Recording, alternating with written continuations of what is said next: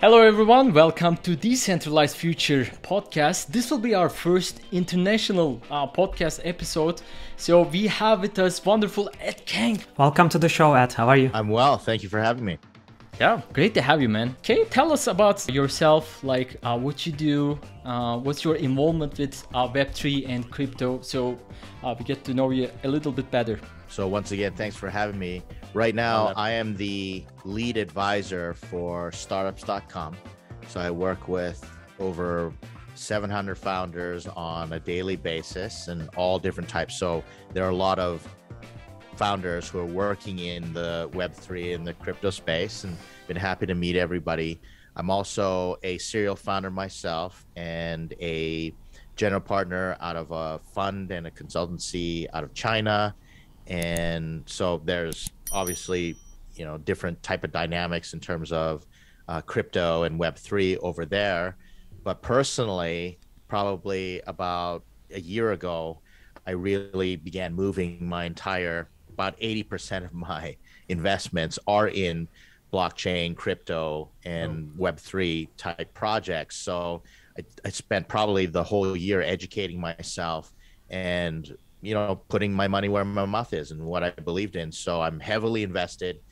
Even my children's future college funds and everything are in crypto right now. So I am a believer in the space, and I'm very closely connected, not just with founders, but also as an investor myself. I love that. Here's a little context. He's my coach in startups.com. We are meeting each other from there. So yeah, 80% of your portfolio is in crypto. Wow, it's cool. Sounds like you are in the right show. Yes, nice. I believe so. Okay. We will have your picks later on in the show. Furkan hates that, but we will have yours. Not an investment advice. So Furkan, shoot your first questions. Happily. So I heard that you are based in Canada, right? Yes, I am. Perfect. Like, you are in Canada, you are seeing the crypto space in a total different perspective than we are right now. From our perspective, everything is US based. They are trying to get a hang of it from the Biden's last executive order.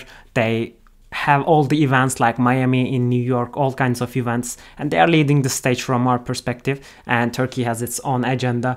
But from Canada, what's your perspective? How is the crypto space there, and which country do you think is leading this crypto game? Canada is unique because we have a Bitcoin and an Ethereum ETF before the US. So the regulations are different. So Canada's really leading the way in terms of regulation and allowing retail investors to have exposure to crypto.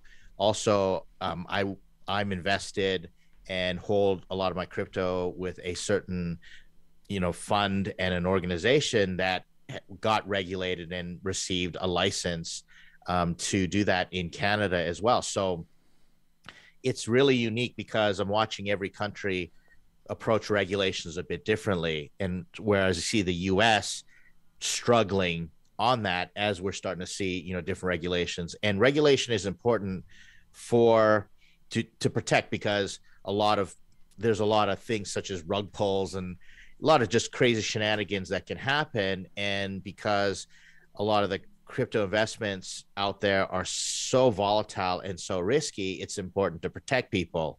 So I think that we're leading in terms of regulation. In terms of innovation, Canada is not going to lead there. I see people like groups in the United States, but it's happening all around the world. So it's difficult to say which country is leading. I would say it's better to talk about which country is a lot friendlier to crypto. And for example, in China, there's a completely different regulation that's happening, but there's innovation happening over there just in a different way. And so I see a lot of innovation coming in the United States, but that innovation can be a bit stifled with what's going on at a political government level. And other countries are opening things up. And it's interesting to see. And the crypto community is global. So they're not being held back. So I see a project, and if you're US based, you can't invest in it. But if you're in Canada, you can. Some you can't in Canada, and you have to go through, another exchange that might not be, that's not looking for KYC. regulations or, compliance in that way. So it's interesting. It's a free for all right now and very competitive. And that's what I enjoy about the space. Great. That's actually, you brought the topic just on the spot that we want to discuss further. You said that it's global, right? Crypto owned by everyone. No country is actually leading. But from your perspective, what's the situation in the emerging economies and emerging countries? Because okay, we are mainly, our audience is Turkey based, so they are part of an emerging country and they are curious if it's a way out, let's say, to make our significant jump to become a more developed economy, let's say. Do you see what's the presence of crypto here, and do you see investment opportunities there? Because you are an investor, I want to see it from an investor's perspective a little bit about the chances there. Absolutely. What I think is important for countries outside of, let's say, Canada and the United States is the utility of crypto and access to investment opportunities that would not happen in a traditional sense. So, for example, I'm part of some projects where, someone in a developing country just can't go and buy stocks, just can't download a Robinhood app and buy stocks on an American exchange, but using crypto, you can get exposure to that. And I also know people in these developing countries, and I've listened to their stories, and I know some of them, they make their living trading crypto. For example, they made their living trading Dogecoin type thing. And for them, making an extra 30% on a trade through the week is substantially more significant to them and their ability to live, their livelihood, than it would be for us over here. So in North America, everyone's talking about, what's the next 10x coin and, different things that you can get into, what's going to go to the moon. Whereas in other countries, one, being able to move a financial instrument, something that has monetary value, using blockchain that's not regulated the same way, especially for people who are not banked. And then also having opportunities to trade for 20%, 50%, that is a big deal. And I really like how developing countries have access to this now because of what's happening in blockchain and Web3. Yeah, great. You said in North America, people are looking for 10x returns. And it's like here in Turkey, people are looking for 100x, 200x. Okay. 10x, what is that? Like 10x, 20%, 50%. And people can sometimes achieve that, high projects and so on. But it's always seems interesting to me how investments change with all this crypto blockchain companies, and everyone is into that. US, Canada, and in Europe, people are already educated on, okay, I have to make an investment early, compounding the investment and so on. But now with the crypto, this has become mainstream. Amazing stuff. Do you also invest in just cryptos or different companies with in blockchain? Let's talk about what you look for in making an investment and so on. I'm invested all across the board. So I've dabbled with all sorts of different things. So I would say, I think what's important is to differentiate between investing and trading, and then also just praying and hoping for something to go to the moon. And gambling is really, there are multiple levels. And I can understand the asymmetric bet of being able to, put in, who would have known Shiba Inu, when it's trading at fractions of a penny, for it to, skyrocket because TikTok suddenly made it, very popular. And so for me, that's gambling. And there's nothing wrong with that. A lot of people gamble all the time, go right ahead. And then there's trading, people who just want to make money. And then there's investing, where you believe in the project, you are going to hodl for long term. So for example, I've got investments long term, and I'm not even looking at them. I don't plan on looking at them for 5 years type thing. Right.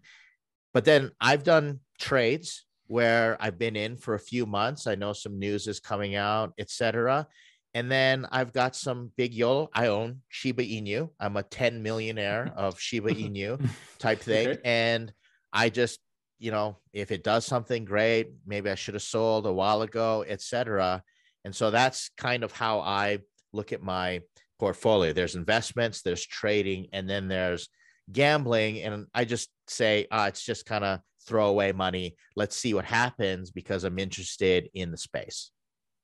Definitely. And for sure, like we are here mostly like promoting the investing type, let's say, and thinking really the long term. And even if you are trading, let's do that with a really small cap of your portfolio and mainly focus on the investments. That's why I want to focus more on the question with this investment part as well.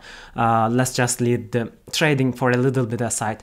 For the investing, we see it like there are two options. Like one of them is to buy tokens and coins. And the second option is really to invest in the companies who are building in the Web3 space.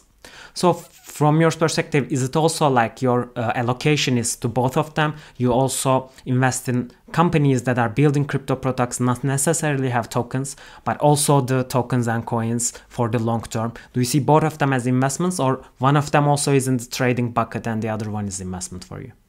I see them all as investments, and I'll be transparent with a little bit of my own investment thesis. I don't like to put cash into companies that are doing blockchain. I like to buy their tokens.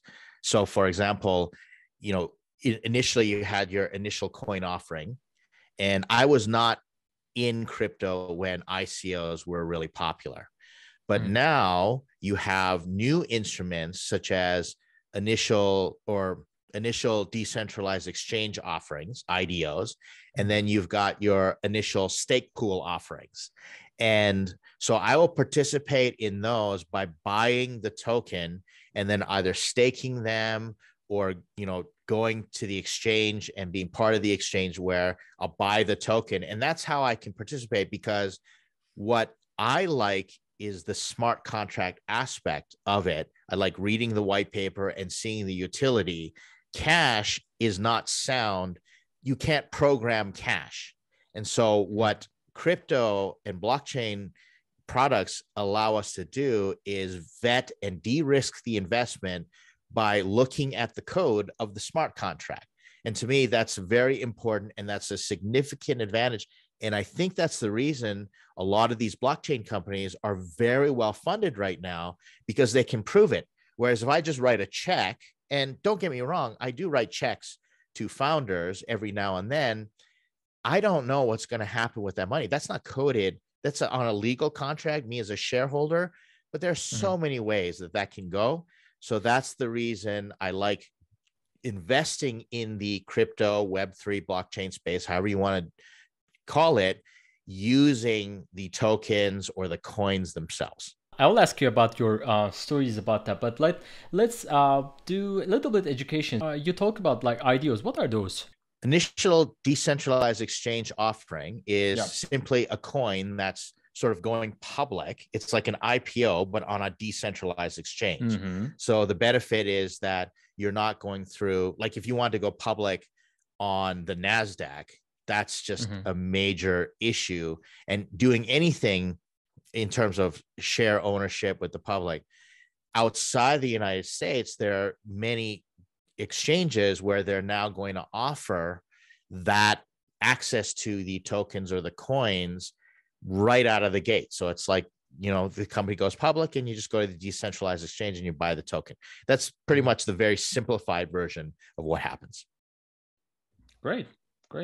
So it opens up different doors for investors to invest into companies. In the past, we only could buy shares by public companies, and now we can buy their like tokens, which is great. Lots of different instruments like IDOs, and so great stuff. Do you have good stories about your investments and like entrepreneurship, if there is like related to this Web3 space? Let's inspire the people a little. Yeah. In terms of from an investor perspective. Sure.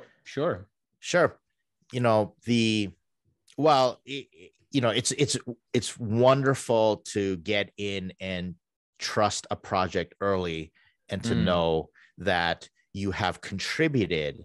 So think about for a moment, if you were an early investor in Ethereum, and let's say you got into Ethereum early, like obviously there was an ICO on Ethereum, but let's say you Mhm. got in at $300, right? Okay.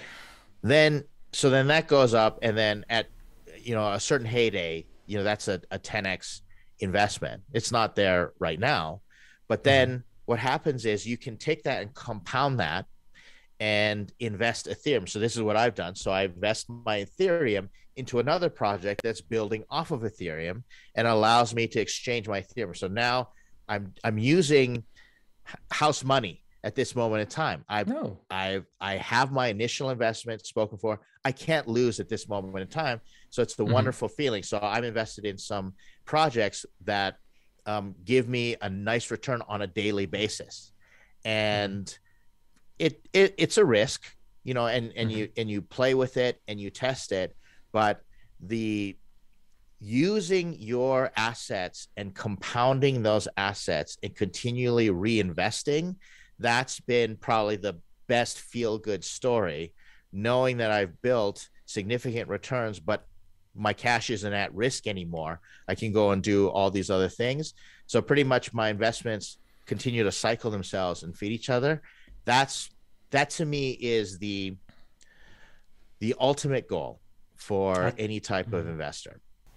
I think this is brilliant because it's like you are feeding also the ecosystem that brought you the wealth at the first place.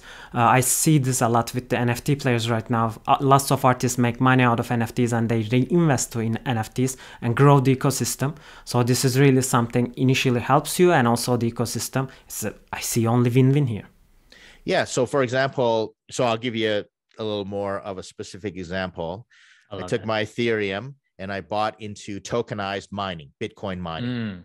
Okay. And so then my coins, the utility is that the coins are equal and they get burned and minted based upon the hash power of these mining hotels around the world, and verified it. That gives me Bitcoin every single day. I get Satoshis in my account.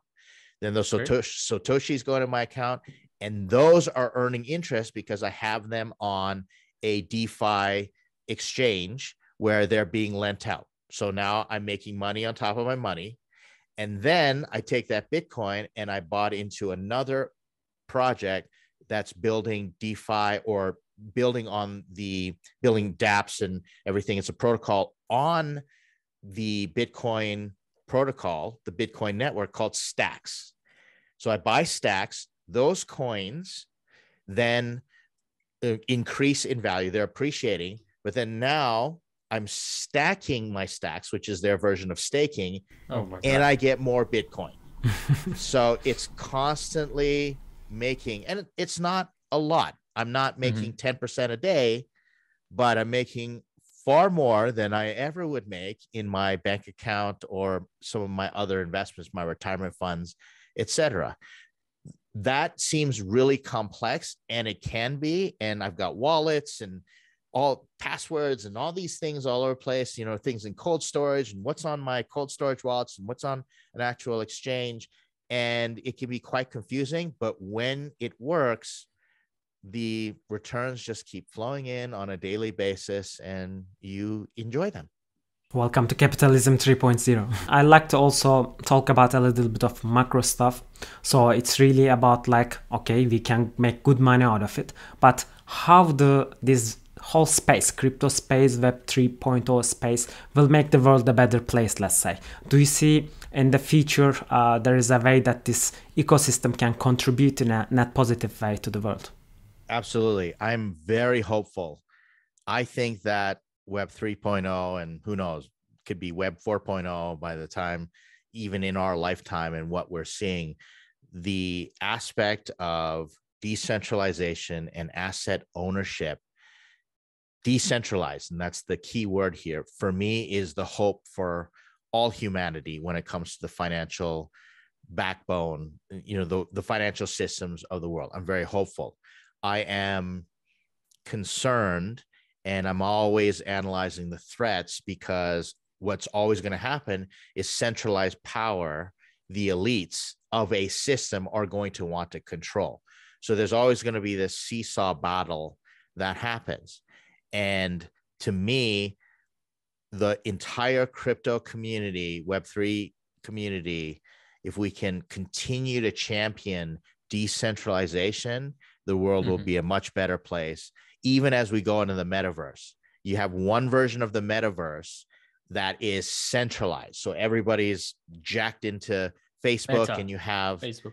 you have, now Meta, and you have Ready Player One dystopian future. Or it could be decentralized and you've got a completely different world that could be happening. So there's a big battle that's going to happen. And if the entire crypto space, generally speaking, the leaders, the thought leaders, can stave off the temptation to accept centralized power, then I think we're going to be okay. But you never know. Yeah, music to our ears. Like the future will be decentralized. You're listening to Decentralized Future. Yeah, and the side of the people here in the upcoming battle is, I think, is certain. We are pro decentralization. Let's talk about Web 2 a little bit and this transition to Web 3 space. Like internet was most significant innovation in our history, and then probably the Bitcoin is at least one of the biggest after internet, right? Talk to us about your vision about like how Web 3 companies, how innovative companies in Web 3 space disrupting the Web 2 space. To be direct, I hope all Web 2.0 companies die out. Let's look at, for your viewers, this is very, very important to establish an investment thesis if you want to invest in crypto. So Web 1.0 was, can I get information online? Done. That happened. Web 2.0 was, can I have relationships online? So it was all about social media, relationship connections, different things like that. You got into email, messaging, chat, and then the big kahunas like Facebook and what have you. So it's all about connections. So for example, YouTube. And then Web 3.0 is about ownership, or decentralized ownership of those assets. So now, instead of Facebook treating me like an algorithm and selling my data, the possibility of I get to own my data and I get to own who I am as an individual in this metaverse, if you will, this convergence of being online and offline at the exact same time. To me, that's a decentralization and democratization of value for everybody.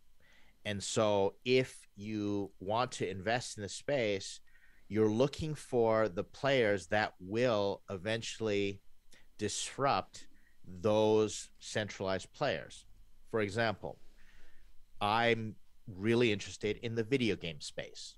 So right now, in quote Web 2.0, in video games, it's all centralized. Big companies, everybody playing on centralized servers. They have their own economies inside. They're taking microtransactions, what have you. They will never jump on fully to Web 3.0. They can't. It'll destroy the shareholder value, their business model. It's too big of a change. So what's going to happen is the Web 3.0 or Web 3 companies that are going to steal the market and mind share from those decentralized companies. So for example, companies that are now creating an ecosystem where if you own the sword, the magical sword in one game, you can then own it and take it with you because you earned it, and you can play and you're earning, play to earn, and you can go buy the village or upgrade your farmhouse in another different game. Yeah, exactly. Ownership of your assets. And not only that, look at Axie Infinity. Axie Infinity is big outside of North America because in North America, we're too busy playing all centralized stuff. But people in the Philippines, in Vietnam, they're making a living playing Axie Infinity, and we're pumping money in the economy. It's taking care of itself. So eventually that's going to take over. And those are the projects, if you're looking into the future and say, I think this project has a chance to steal or to get Fortnite players to do this other shooter over here because they get to own their own weapons and their skins and transfer them. That's the exciting stuff. And like I said, I hope it all goes in that direction, and I'll support any company that has a chance of doing so. Digital ownership, you said, right? It's very important to own an item in the game and be able to use it across the platforms. Since you are close to this space, why do you think gaming industry and the existing players are so resistant to the technology of blockchain and NFT and owning an item, and they strongly say that no, we don't want to be a part of it, we love our games, if we buy an item in Call of Duty, we want it to stay there? There is some kind of resistance. Do you see this resistance, and what do you think about it? 100%. It's because the financial system has incentivized them to stay centralized. Like, what value am I going to get if I own a major video game company? Someone takes an asset that they earn and then uses it in another video game. Like, what is the point of that? Right? And so that's the reason they're so resistant. And they do everything in their power to lock people into their own ecosystems. And so these video game players, they're stuck. So if video game players want a really good experience in playing a certain type of video game, they're going to go centralized, and they're not going to get exposure to buying an NFT or what have you.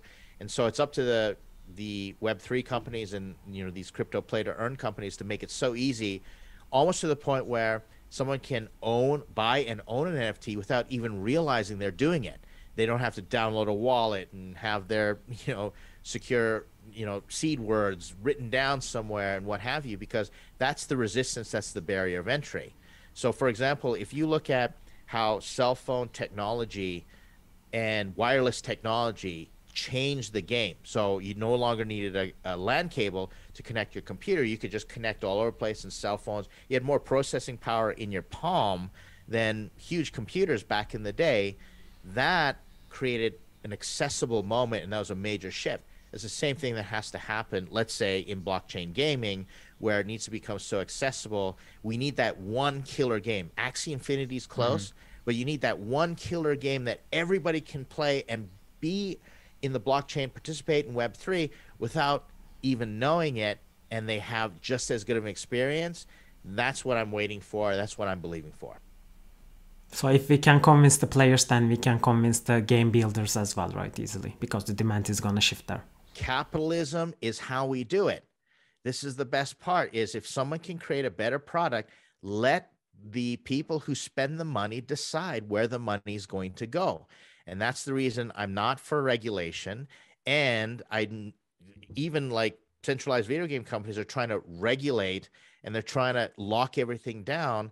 Let the people decide. So the blockchain gaming companies just got to come out with really great products, and the money will shift, and then the investments will shift. And next thing you know, that industry has completely died off, and we're looking at something new. Oh. The secret, so what I look for is the governance model. So is it truly decentralized governance? And that's what people need to be looking for, because if it is, then guess what? If someone comes in and suddenly, I play a lot of video games, and suddenly they're OP, they're overpowered and they're just taking everybody out, the governance model kicks in, and for the community to say, we're not going to allow that to happen. To me, that's fair, versus, again, centralized people saying, oh, guess what? We're just going to allow this to happen because it's pay to play. That person happened to paid for that, etc. So governance models have to kick in. And imagine these days, the governance models are smart contracts. I'm watching projects, and they have an investment token and a governance token. And you can earn each one, and you get votes, and different proposals go up there. I think that's going to be the future. And if you get the right mechanisms for decentralized decision-making, so now we bring in the concept of decentralized autonomous organizations. So how about a video game company that runs as a DAO?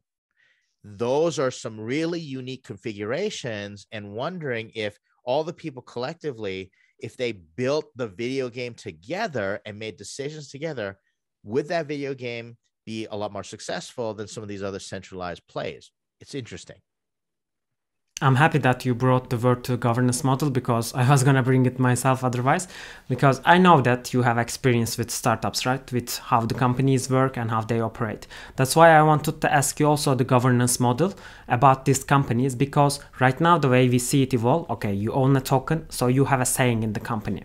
And previously in the public companies, it was thought that okay, all shareholders can state an opinion, and then the things may run from there. But it was pure chaos. Then they had to create this board of directors who we delegate our shares votes, and then they vote on behalf of us. So do you think that also in Web3, companies will be able to operate with token holders votes, or it's gonna be pure chaos, so they need to choose some people, so you delegate your tokens to their control and provide the governance that way as well? Where do you see the governance model is going in that sense? Sure. You're always going to need, this is human nature, you'll always need people to lead, but you need a governance model to keep people accountable. And so therefore, we need models where we can make decisions in a way where we can vote on who we trust. This is my biggest problem with politics in the West. It's not a democracy. We don't get to choose. What happens is it's chosen for us, and we're put into a duopoly, or here in Canada, we have a multi-party system.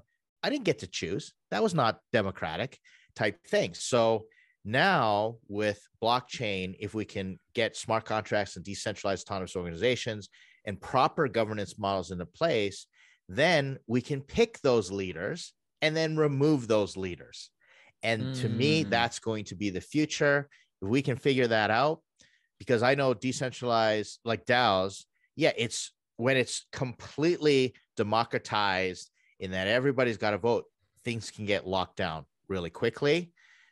So some type of hybrid that works, that people can buy into openly, they give permission to it. They say, I want to be a stakeholder. They'll own it. They'll protect it. That's going to be the future. That's what at least I hope is the future. Sounds great. Yeah, amazing. Let's transition to 2021. Past year was year of NFTs, right? So like NFTs was huge. Like we bought some, we trade some. We have some fluffies. We have some like people have some apes and so on. So that's crazy world, but like ownership is great. What is it gonna be this year? Like DAOs, GameFi, or like something that you think will lead this year? So this year, I'm predicting that it's going to be very quiet, and it's going to be a struggle this year. This is, if you look at everything that's going on in your part of the world and everything that's going on in my part of the world, it's going to be a tough year. And to me, that's the best time to scout and to look and to watch what's going on. It's the same thing as when the tech bubble burst, that in the early 2000s, and I was part of that tech bubble, and all my investments, everything just completely tanked. 9/11 made it absolutely crazy. It was, the worst thing that could happen. And so, but then what you saw is people who are willing to build companies and be resilient through the downturn were the ones that are ultimately won. And so this year is the year that I'm looking for example, Rolex watches are always going to be expensive, but some years they're more expensive than other years. So to me, the NFT, these Bored Ape Yacht Clubs and those NFTs are like the Rolex watches. They're always going to come and go and ebb, and they're like paintings. People are going to find them and use them as a store of value, what have you. So same as the first .com bubble, it was all about eyeballs. Now what I'm looking for is, how is someone going to create utility with NFTs? So I'm looking for new ecosystems. I'm looking for insightful ways that people are going to use NFTs. I'm watching some really fascinating projects right now that are going to unify. They're going to unify different protocols together. It's going to be really interesting. And what you want to do is make your bets and not expect anything this year. I'm telling all my people who want to know it's just going to be a quiet year. Just accumulate, like dollar cost average in, accumulate, look for some interesting projects and what have you. Stake everything that you got and just not think about it. But you're going to see something pop up, and those who've had vision for it. For example, I had a chance to buy the AXS, Axie Infinity coin, very cheap, and I didn't, because I said, who's going to do this? And I tried to convince my son to play the game, etc. I missed it. And that would have been more than a 10x. That would have been a 50x investment. So I'm watching for that without the expectation that I'm going to make returns. Now, will there be returns? Yes. You see, what right now, Bitcoin and everything are trading pretty much in a range, and you can intraday trade that all day long. Some coins are better for that than others, but this year it's going to be quiet and nobody knows. If we knew, the market would already be priced in and all the investment would be in there already. We're going to have to watch and see network effects. So again, how I value Axie Infinity is the network effects. I'm watching them, how many millions of players they've got on there. And the more people that play Axie Infinity, the more valuable Axie Infinity happens. So now we have to watch for the protocols that actually have network effects coming together, and we're watching their velocity, their traction. That's the stuff you want to pay attention to. But I say don't expect a return until next year, maybe another 2 years from now. What is the key success factors for Web3 crypto companies, and like what do you look for in those like early investment decks? So for any crypto company, blockchain company, Web3 company that's trying to raise money, I just need an elevator pitch. So I actually don't care if it's blockchain related, don't need a deck. I just need a really good, solid elevator pitch. Give me a few sentences and tell me exactly what you can do. Then give me the white paper. The white paper is everything there. That is the pitch deck for, Web3 crypto companies, anything on the blockchain. It's pretty much the secret. And so I can tell, and if some of our founders listen to this, they might, feel a little embarrassed, but I can tell if you are a amateur or a new founder, if you come to me with a traditional pitch deck, a startup pitch deck for your crypto project, because, and that's what gets them rejected, all the time, because there's a completely different space. So that's the reason I turn around and say, where's your white paper? And they say, I didn't know I need a white paper. I say, well, you're going to have to learn more about this space. Definitely. So what are you looking for in this white papers? So you talk about you're looking for different utilities. Like you said building ecosystems. What kind of utilities are you looking for? Criteria for you to when you look for an investment? Yeah, so I'm looking for things that make sense, right? And obviously there's some contrarian ideas on how crypto could be used and what have you. And it's investors all have their own investment thesis. They have certain flavors that they like. So for example, I'm not really big into ESG, environment, sustainability and governance, or, Jedi type plays, justice, equity, diversity, inclusion, on crypto. So I stay away from those types of projects, right? And I go, okay, I recognize the fact that carbon credits in that economy could be worth billions of dollars, and putting in the crypto space, it's not me. So I'm not going to spend time with that. I'm looking for things with utility that lead to network effects that I would use myself, type thing. So again, video games. I was a major video game player, and I can see it having utility and disrupting the video game space. That's what I'm looking for. I'm looking for the logic in that. So white papers that have so much fluff, and we're going to take over the world, we're going to do this, we're going to do that. Well, it's just like a regular investment deck. When we give advice to our founders, take out all the marketing fluff in your investment decks, and then I'm really looking at the team. I've invested in some projects just because of the team. I've chosen, I follow them on YouTube, I follow them on Twitter, and if they're part of it, then I say, all right, I'm willing to take a chance and I'll do a little nibble on that investment. So it goes in terms of, so what is the overall elevator pitch? And then the white paper, the utility that leads to network effects. Is it logical? Is there too much marketing fluff in there? Tokenomics is another major thing that's going to determine whether I'm involved long-term or not. And then team, a lot of times teams will trump everything. If they've got a really big social media presence and what have you, maybe I'll trade it. I'll buy into it and, you know, I'll get out after I hit sort of a targeted return. Okay, not definitely an investment advice, but are there any companies that in your radar that our audiences should have a closer look? Of course, make their own investment decision and analysis, but let's give a little tip for listening all the way to the end of the show. I can't believe my eyes. I can't believe my ears. You can't ask that. I can't believe that.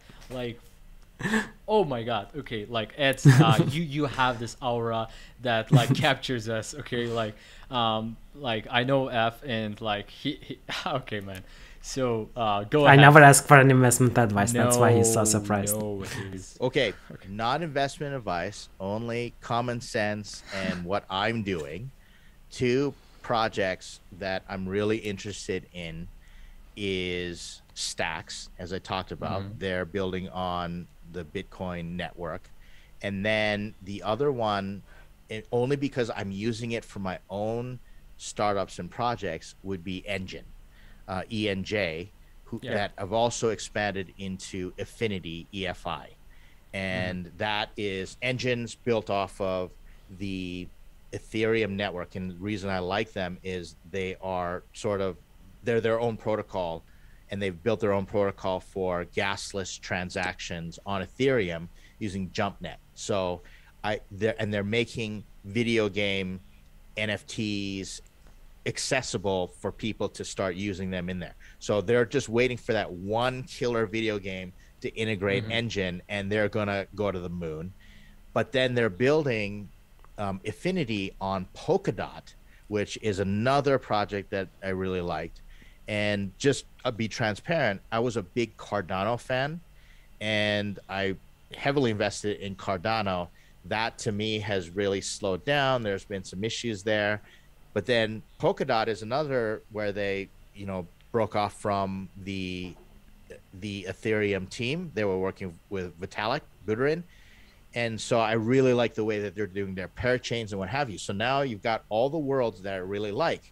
You've got the team that broke off from Ethereum, video game space, and they're building on Polkadot, and it could disrupt the video game industry.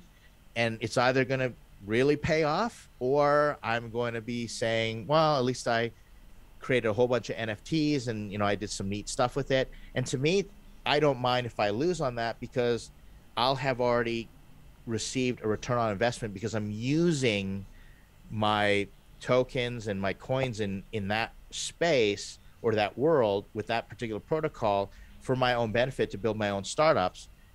And you can't lose with that. So that's how I do a lot of investment. And I realize a lot of investors aren't going to be using that. So it's just, the criteria. So again, not investment advice, but just give you a little idea on how I've been breaking down my investments and the coins that I'm slowly collecting as I'm watching them drop. I just keep buying, and these are the coins that I'm buying.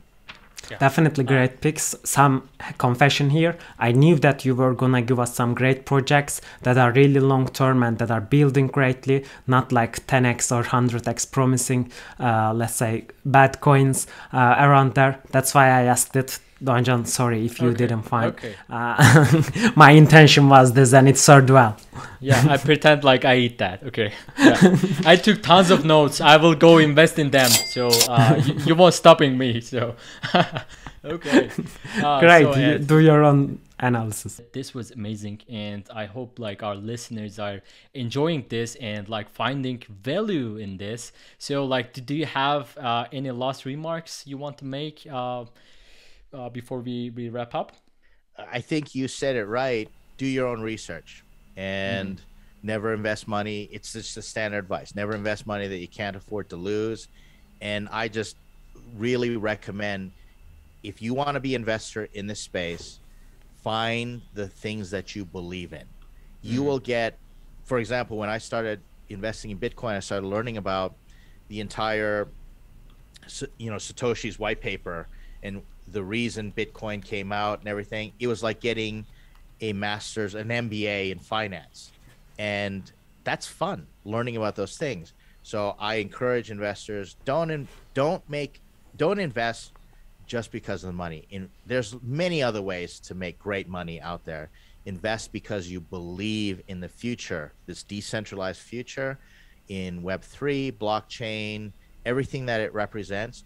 Do your own research, but invest in things that you're passionate about, because you may not make the money. You might not do 100x investing in some altcoin you have no idea that just happens to get some good news out there. Twitter suddenly blows it up and it starts running.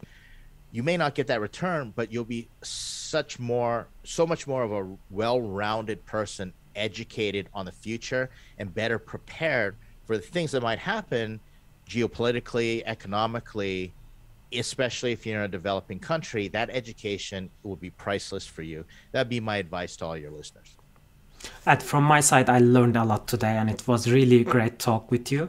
But I'm sure this is just tip of the iceberg. Can you let our audience know where they can find you, how they can learn and get more of this wisdom from your side, where they should follow you and your knowledge?